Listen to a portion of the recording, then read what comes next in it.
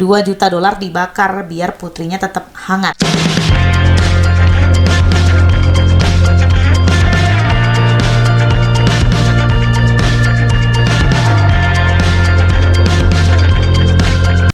Halo guys, welcome to Lia Afifa Channel. Bagi kalian yang baru bergabung di channel aku, jangan lupa untuk klik tombol like, komen, dan juga subscribe.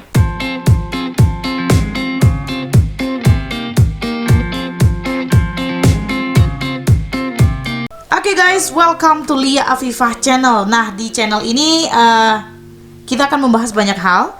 Dan channel ini merupakan channel kedua aku setelah Lia Afifa Class. Jika di Lia Afifa Class kita akan fokus ke belajar bahasa Inggris. Nah, jika di Lia Afifa Channel ini kita akan bahas banyak sekali hal dan terdapat beberapa segmen juga. Segmen-segmennya itu kita ada ensiklopedia, kemudian kita juga ada what's trending, kemudian sosok, movie review, vlog, dan bahasin atau bahasana, bahas ini. Nah, kita akan ngobrol banyak hal nih tentang hal-hal yang sedang hype di dunia ini apa saja sih. Nah, pada segmen kali ini kita akan bahas mengenai sosok.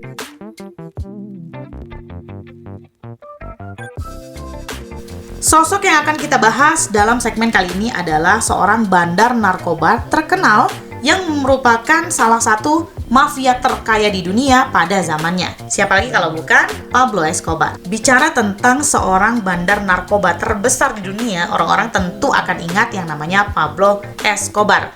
Dia merupakan salah satu mafia terkaya dalam sejarah. Pablo Escobar merupakan bandar kokain kelas K yang tercatat pernah menjadi orang terkaya di dunia. Pada saat si Pablo Escobar ini masih jaya-jayanya nih guys, sekitar tahun 1990-an, dia ini berhasil memasok kokain sebanyak 80% ke seluruh dunia, itu dari pabrik dia doang guys.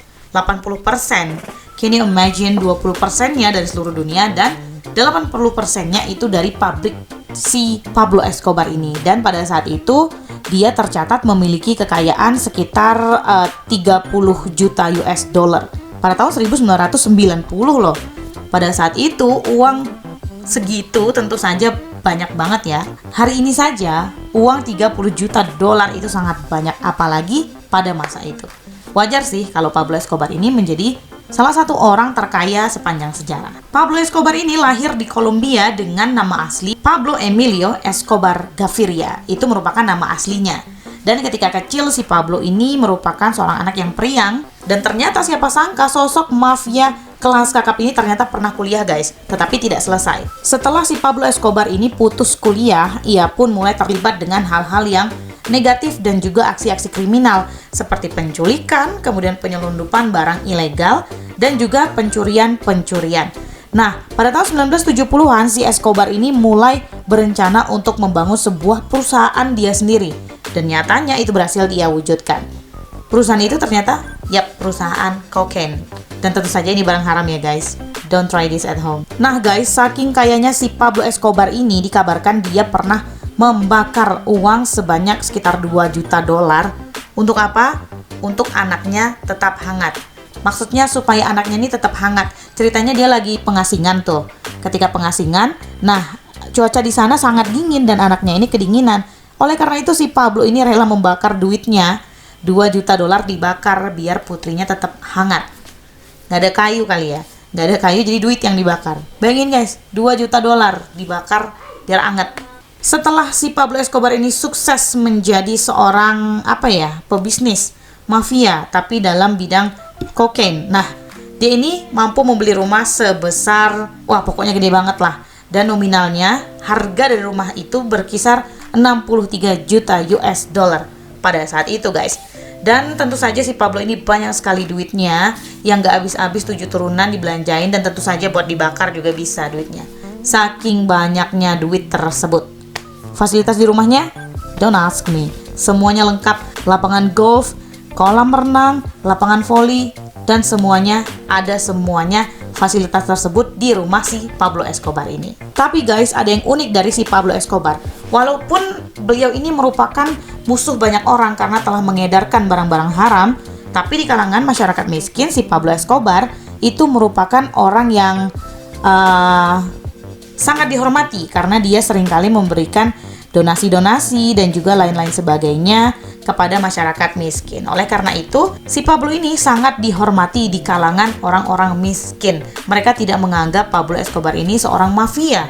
Bahkan, ia dijuluki superhero oleh orang-orang miskin tersebut. Orang-orang miskin ada banyak sekali yang telah dibantu oleh si Pablo Escobar ini. Menurut mereka, si Pablo itu bukan orang yang jahat. Ia hanya akan jahat jika diganggu dari segi bisnisnya, keluarganya, dan lain sebagainya. Sedangkan di masyarakat miskin, ia sangat dielu-elukan, bahkan mereka sangat menghormati sosok Pablo Escobar ini. Nah guys, pada tahun 1988, menurut Forbes, si Pablo Escobar ini merupakan salah satu orang terkaya di dunia. Pada tahun itu tentu saja mencari uang sangat sulit ya, pada tahun 1988. Pada saat itu, uang atau harta kekayaan yang si Pablo miliki ini sekitar 3 juta US dollar. Pada saat itu 3 juta. Dan kemudian pada tahun 1990 melonjak naik menjadi 10 kali lipatnya atau 30 juta US dollar. Wow, itu merupakan harta yang sangat fantastik yang pernah dimiliki oleh seorang mafia. Selain menjadi seorang mafia, si Pablo Escobar ini ternyata pernah terjun ke dunia politik.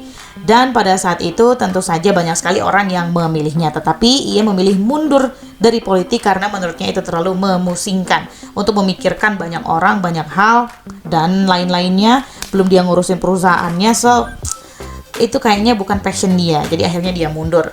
Nah, setelah dia mundur, dia kembali fokus ke perusahaannya untuk memproduksi cocaine. Dan pada saat itu si Pablo kemudian tertangkap karena sangat susah sekali untuk menangkap sosok Pablo ini ya. Tentu saja ia merupakan mafia yang besar dan tentu saja banyak sekali hal-hal yang bisa membackup sosok si Pablo Escobar ini. Oleh karena itu ia selalu lolos dari jeratan hukum. Nah guys, setelah terjerat hukum kan dia ditangkap. Setelah ditangkap, dia menaruhkan diri untuk melunasi hutang-hutang negara. Bayangin guys, hutang negara dia mau lunasin supaya bisa bebas seperti itu. Dia menganggap ya udah anggap aja ini denda, saya bayarin nih hutang negara. Cuma setelah itu tidak ada klarifikasi lagi apakah si Pablo Escobar ini benar-benar membayarkan hutang untuk negaranya atau tidak. Saking kontroversialnya sosok Pablo Escobar ini sehingga ada seorang produser yang memproduksi sebuah film dan itu semuanya tentang kehidupan Pablo Escobar. Film itu berjudul Loving Pablo dan rilis pada tahun 2018 silam. Nah, buat kalian semua yang belum nonton mungkin bisa menonton film tersebut supaya bisa melihat lebih lanjut bagaimana sih kehidupan dari sosok Pablo Escobar. Selain film Loving Pablo, ternyata ada banyak sekali versi film yang ditayangkan untuk menceritakan tentang kisah kehidupan si Pablo Escobar ini. Filmnya diantaranya adalah Narcos yang tayang pada tahun 2015. Kemudian ada film yang berjudul The Two Escobars yang tayang pada tahun 2010 dan banyak film lainnya. Dan film tersebut sebenarnya tujuannya sama ya, untuk menceritakan tentang kehidupan si Pablo Escobar ini. Tetapi mungkin versinya saja yang sedikit berbeda. Nah guys, pembahasan kita barusan tentang Pablo Escobar. Bagaimana? Apakah tertarik dengan kehidupan si Pablo ini yang sangat kontroversial dan merupakan salah satu mafia terkaya dalam sejarah? Tetapi adegan ini tidak untuk ditiru ya guys. Mohon jangan coba-coba untuk membuka perusahaan sejenis, karena ya tahu sendirilah akibatnya. Oke guys, itu dia segmen sosok kali ini yang telah kita bahas, yakni tentang Pablo Escobar. Kita akan jumpa lagi ke next segmen yang akan tayang 3 kali dalam seminggu. Oke guys, menurut kalian seperti apa sih sosok Pablo Escobar ini dan menginspirasi atau tidak? Dan juga apakah keberhasilan Pablo Escobar ini bisa menjadi motivasi untuk kita semua? Jangan lupa klik di kolom komentar ya, kita diskusi bersama. Oke guys, I'll see you around.